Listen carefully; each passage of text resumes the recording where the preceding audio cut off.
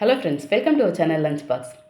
இன்றைக்கி நம்மளோட பெரும்பாலான முக்கியமான பண்டிகைகளில் இடம் பெறக்கூடிய ஒரு பாரம்பரியமான இனிப்பு பலகாரம் தான் பார்க்க போகிறோம். பாசிப்பயிறு சுழியன். நல்ல சத்தான ரொம்பவே டேஸ்டான இந்த பாசிப்பயிறு சுழியனை பார்க்குறதுக்கு முன்னாடி நம்ம சேனலுக்கு ஃபஸ்ட் டைம் வர்றவங்க சேனலை சப்ஸ்கிரைப் பண்ணிக்கோங்க. அப்படியே பக்கத்தில் பெல் ஐக்கான் அழுத்தி அதில் ஆளையும் டிக் பண்ணிவிடுங்க. சரி, வாங்க நம்ம வீடியோவுக்கு போகலாம். இந்த பாசிப்பயிறு சுழியன் பண்ணுறதுக்கு பூரணம் ரெடி பண்ணிக்கலாம். ஒரு பேனில் 1 கப்பு முழு பாசிப்பயிறு சேர்த்துட்டு இதை லைட்டாக சூடாக்கி மட்டும் எடுத்துக்கலாம். இது ரொம்ப டீப்பாக கலர் மாதிரி வறுப்பட்டு வரணும்லாம் அவசியம் கிடையாது. இந்த அளவுக்கு வறுப்பட்டது போதும். இப்போ இதை நம்ம ஒரு குக்கரில் சேர்த்துட்டு இதை ஒரு 3 முறையாச்சும் கழுவிட்டு மூழ்கிற அளவுக்கு தண்ணியை சேர்த்து 1/4 ஸ்பூன் உப்பு சேர்த்து மூடி போட்டு நல்லா குழைய வேக வச்சு எடுத்துக்கலாம். இது ஒரு பக்கம் வெந்து வரட்டும். இந்த பக்கம் நம்ம வெல்லத்தை கரைச்சி வடிகட்டி எடுத்துக்கலாம். ஒரு சாஸ்பேனில் 1 கப்பு வெல்லம் நல்லா ஃபுல்லாகவே எடுத்துக்கலாம். அதை தட்டியோ இல்லாட்டி துருவியோ எடுத்து சேர்த்துட்டு கூடவே 1/4 கப்பு தண்ணியை சேர்த்து இது நல்லா திக்காகவே கரைச்சி வடிகட்டி எடுத்தாச்சு. இந்த அளவுக்கு திக்காக இருக்குது. இப்போ இதை நம்ம அப்படியே வச்சுட்டு இந்த பக்கம் அந்த பாசிப்பயிறு எப்படி வந்திருக்குன்னு பார்க்கலாம். இதை பாருங்கள், நல்ல பூவாக சூப்பராக வெந்து வந்திருக்கு. இதை நம்ம பாருங்கள், இந்த கரண்டியில் மசிக்கும் போதே நல்லாவே குழஞ்சி வருது. இது இந்த மாதிரி கரண்டியில் மசிக்கிறதுக்கு உங்களுக்கு கஷ்டமாக இருந்ததுனாக்கா ஒரு மேஷர் வச்சு நல்லா மசித்து எடுத்துக்கோங்க. அப்படி இல்லாட்டி நல்ல நைஸாக வேணும்னாக்கா மிக்ஸி ஜாரில் நல்லா பிளெண்ட் பண்ணி கூட எடுத்துக்கலாம். ஆனால் இது நம்ம போலிக்கு பண்ணால் தான் ரொம்பவும் நைஸாக நம்ம மிக்ஸ் பண்ண வேண்டி இருக்கும். ஆனால் இதை உருண்டையாக நம்ம உருட்டி அந்த மாவில் டிப் பண்ணி எடுக்க போகிறோம். அதனால் அந்தளவுக்கு ரொம்ப நைஸாக இருக்கணும்னு அவசியம் கிடையாது. இந்த அளவுக்கு நம்ம மசிச்சது போதும்.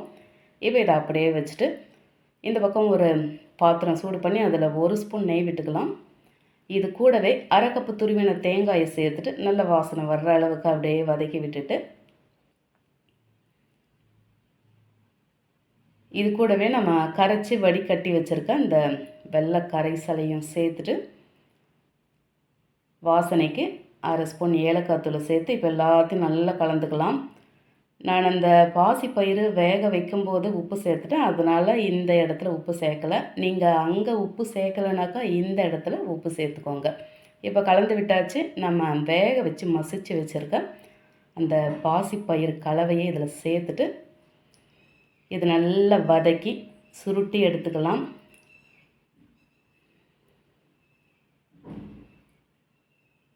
இது நம்ம அந்த தோலோட மசித்து எடுத்ததால் இது சீக்கிரமாகவே வதங்கி வந்துடும். வெல்லம் தேங்காய்லாம் அவங்கவுங்க விருப்பத்துக்கு ஏற்ற மாதிரி சேர்த்துக்கோங்க. இந்த வெல்லம் அளவே கரெக்டாக தான் இருக்குது. நல்லா இந்த மாதிரி கட்டிகள் இல்லாமல் நல்லா கலந்து மசிச்சு விட்டு இந்த மாதிரி நல்லா வதக்கி சுருட்டி எடுத்தாச்சு. இது இன்னும் ஆறுச்சுனாக்கா இன்னும் நல்லா கெட்டியாகவே ஆகிடும். இந்த சுழியனுக்கு மட்டும் இந்த பூரணம் கெட்டியாக இருக்க மாதிரி பார்த்துக்குவாங்க. கொஞ்சம் லூஸ் ஆகிடுச்சுனாலும் அப்புறம் அது எண்ணெயில் போட்டாக்கா கொஞ்சம் பிரிஞ்சு வந்துடும். அதனால் அது மட்டும் கொஞ்சம் கேர்ஃபுல்லாக பார்த்து ரெடி பண்ணிக்கோங்க. இந்த அளவுக்கு கெட்டியாக இருக்குது. இதை அப்படியே நல்லாவே ஆற வச்சுக்கலாம். நல்லா ஆறட்டும், கொஞ்சம் கூட சூடு இருக்க வேண்டாம். இந்த மாதிரி நம்ம நல்லா வதக்கி இந்த பூரணத்தை எடுக்கும்போது வெளியே ஒரு 2-3 நாள் கூட நம்ம வச்சு சாப்பிட்லாம், நல்லாவே இருக்கும். இப்போ மேல் மாவு ரெடி பண்ணிக்கலாம். ஒரு பவுலில் 1/2 கப்பு மைதா மாவு, 1/4 கப்பு அரிசி மாவு, 1 ஸ்பூன் சர்க்கரை, தேவையான அளவுக்கு உப்பு சேர்த்து இது எல்லாத்தையும் ஃபஸ்ட்டு ட்ரையாக மிக்ஸ் பண்ணி எடுத்துக்கலாம். அப்போ தான் நல்லா ஈவனாக மிக்ஸ் ஆகி வரும். இதில் இந்த சர்க்கரையை நம்ம சேர்க்கறது பார்த்திங்கனாக்கா ஒரு கலருக்காக சேர்க்குறோம். ரெண்டாவது இந்த மேல் மாவு பார்த்திங்கன்னா ஒரு டேஸ்ட் இல்லாமல் இருக்கும். அதுக்காக நம்ம ஒரு லைட்டான ஒரு ஸ்வீட்னஸ்க்காக அந்த சர்க்கரையை சேர்க்குறோம். இப்போ தேவையான அளவுக்கு தண்ணியை சேர்த்துட்டு அந்த தோசை மாவு பக்குவத்துக்கு கொஞ்சம் கெட்டியாக நம்ம கட்டிகள் இல்லாமல் ஒரு விஸ்கு வச்சு நல்லா மிக்ஸ் பண்ணி எடுத்துக்கலாம். நம்ம ஸ்பூன்லலாம் மிக்ஸ் பண்ணோன்னாக்கா அந்தளவுக்குலாம் நைஸாக மிக்ஸ் ஆகி வராது. இதை பாருங்கள், நல்லா கரைச்சி எடுத்தாச்சு. அது எந்த பதத்தில் இருக்குன்னு நான் உங்களுக்கு ஸ்பூனில் எடுத்து ஊற்றி காட்டுறேன். இந்த பக்குவத்தில் இருக்குது. உங்களுக்கு இந்த மாவு வந்து கரைசல் பத்தலைனாக்கா நீங்கள் இன்னும் கூட எக்ஸ்ட்ரா சேர்த்துக்கலாம். இது அவங்கவுங்க அந்த டிப் பண்ணி எடுத்து போடுற அளவில் இருக்குது. இதை பாருங்கள், இந்த பக்கம் அந்த பூரணம் வந்து நல்லா ஆறி வந்தாச்சு. இது எல்லாத்தையும் ஒரு முறை நல்லா கலந்து விட்டுக்கலாம். ஏன்னா அங்கங்கே கட்டி கட்டியாக இருக்கும். நல்லா ஒரு முறை மிக்ஸ் பண்ணி நல்லா கலந்துட்டு உங்களுக்கு எந்த சைஸில் வேணுமோ அந்த சைஸில் உருண்டையாக உருட்டி எடுத்துக்கோங்க. ரொம்ப பொடி பொடியாக நம்ம உருண்டை உருட்டினோன்னா அது ரொம்ப டைம் எடுக்கும். சுமாரான உருண்டையாக இருந்தாக்கா கொஞ்சம் சீக்கிரமாகவே முடிச்சிடலாம். நான் இந்த சைஸில் உருண்டையாக உருட்டி எடுத்திருக்கேன். இதே மாதிரி மீதி இருக்க அந்த பூரணத்தில் நம்ம உருண்டைகளை ரெடி பண்ணிக்கலாம். உருண்டைகள் எல்லாம் ரெடியாக இருக்குது. இப்போ இதை நம்ம இந்த மேல் மாவில் நல்லா டிப் பண்ணி எடுத்துக்கலாம். இது நல்லா எல்லா பக்கமும் அட்லீஸ்ட் ஒரு நிமிஷத்துக்காச்சும் இந்த பாருங்கள், இந்த மாதிரி எங்கேயுமே கேப் இல்லாமல் நல்லா போட்டு இந்த பக்கம் அந்த பக்கமும் நல்லா பரட்டி எடுத்துக்கோங்க. அப்போ தான் அந்த பூரணத்தில் மேக்ஸிமம் அந்த மேல் மாவு நல்லா கூட்டாகி இருக்கும். இப்போ இந்த பக்கம் எண்ணெய் சூடாக இருக்குது. அதில் நம்ம ஒரு உருண்டைகளாக சேர்த்துக்கலாம்.